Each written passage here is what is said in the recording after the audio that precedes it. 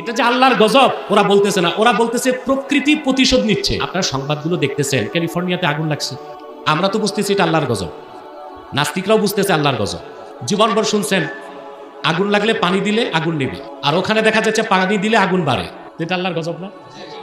তা আপনারা যতগুলো সংবাদ মাধ্যম আছে, স্যাটেলাইট চ্যানেল বাংলাদেশে অনেক আছে না, যে 71 না 72 টিভি, ডিবিসি না ডাব্বা টিভি, এই চ্যানেলগুলোর সংবাদ দেখেন। এটা যে আল্লাহর গজব ওরা বলতেছে না, ওরা বলতেছে প্রকৃতি প্রতিশোধ নিচ্ছে। তাও আল্লাহর নামটা মুখে নাউজুবিল্লাহ বলবেন না। প্রকৃতি কি? প্রকৃতি তো কিছুই না, প্রকৃতির স্রষ্টা আল্লাহ, ওনার হুকুমের বাইরে প্রকৃতি কিছুই করতে।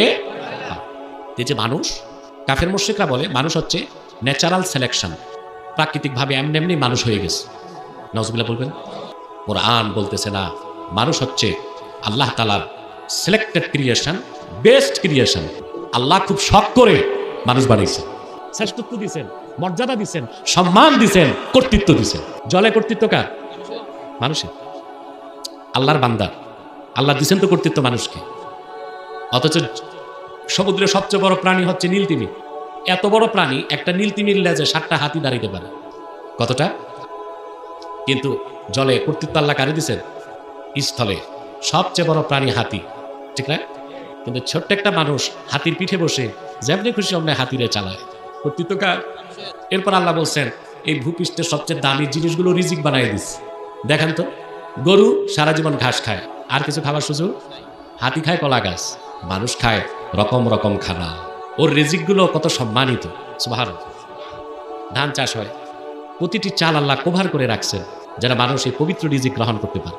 বিভিন্ন ফলের মধ্যে তিনি রং বেরঙের ছোঁয়া রাখছেন যেন খেয়েও শান্তি, দেখেও মজা, গ্রাম নিলেও সুখ লাগে। এসব মানুষের জন্য। তার জন্য প্রতিটি রিজিক মানুষের খুব দামি, ঠিক না? তা আমি কে? জবাব হচ্ছে আমি আল্লাহর শ্রেষ্ঠ সৃষ্টি।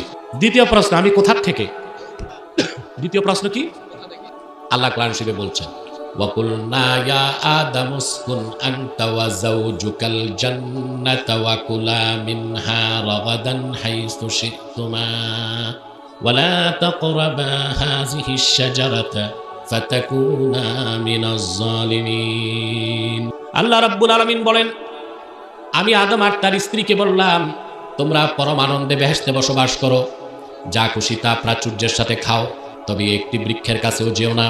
তাহলে আমি কোথার থেকে? আল্লাহ বলে দিলেন আমার তোমার আসল বাড়ি জান্নাত। বাবা মার বাড়ি তো আসল বাড়ি। কথা বলে, বাবা আদম কই ছিল? মা হাওয়া। আমরা কোথার থেকে? আমাদের অরিজিন কি? What is the origin of man? মানুষের আদি উৎস কি? জোরে বলতে হবে। আর বিজ্ঞান শিখায় মানুষ বানর থেকে। তো বিজ্ঞান শিখাচ্ছে মানুষের উৎস জঙ্গল থেকে, আর কোরআন শিখাচ্ছে মানুষের উৎস জান্নাত থেকে। কোথায় জঙ্গল, কোথায় জান্নাত? তাহলে বিজ্ঞান মানবতাকে সমুন্নত করে নাই, মানবতাকে সমুন্নত করেছে আল্লাহর কোরআন।